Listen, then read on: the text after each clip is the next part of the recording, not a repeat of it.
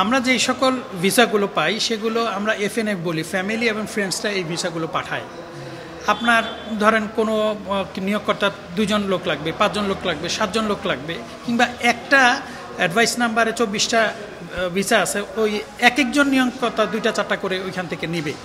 তো আমাদের যেটা প্র্যাকটিস ছিল সব কিছু আইনের ভাষায় বলতে গেলে আমাদের কর্তা ব্যক্তিরা যা বলেন সবটাই আইনের ভাষায় বলা হয়, কিন্তু একটা প্র্যাকটিস আছে। 1982 সালের যে প্রজ্ঞাপনটা ছিল সেখানে 7টা পর্যন্ত ভিসা একক ইউনিট হিসেবে গ্রহণযোগ্য হতো।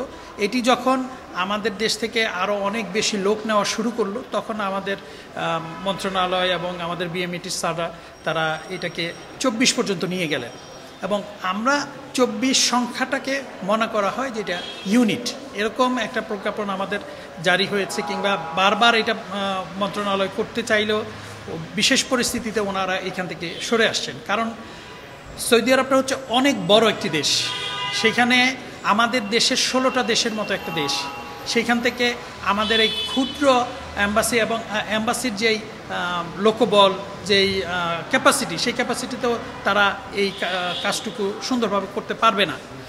আমি বলতে চাই যে আমরা যেভাবে লোক যাওয়া সহজ হয়, আমরা কম্পিট করি কার সাথে? আমরা কম্পিট করি ইন্ডিয়ার সাথে, আমরা কম্পিট করি নেপালের সাথে, শ্রীলঙ্কার সাথে। তাদের দেশে কোনো অ্যাটাস্টেশনের কোনো বালাই নাই। ইভেন ইন্ডিয়াতে ভিসা আসলেই সেই কর্মীটা যেতে পারে, কোনো ম্যান পাওয়ার ক্লিয়ারেন্সও তাদের দরকার নাই, স্মার্ট কার্ডও দরকার নাই।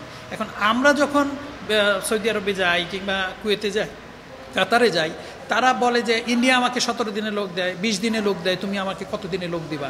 দেখেন আমাদের যে মানে প্রাক্কালীন যাওয়ার আগে যে ট্রেনিংটা হয়, সেই ট্রেনিংয়ের কিউটা পেতে এখন 15 দিন, 16 দিন, 1 মাসের সময় লেগে যায়।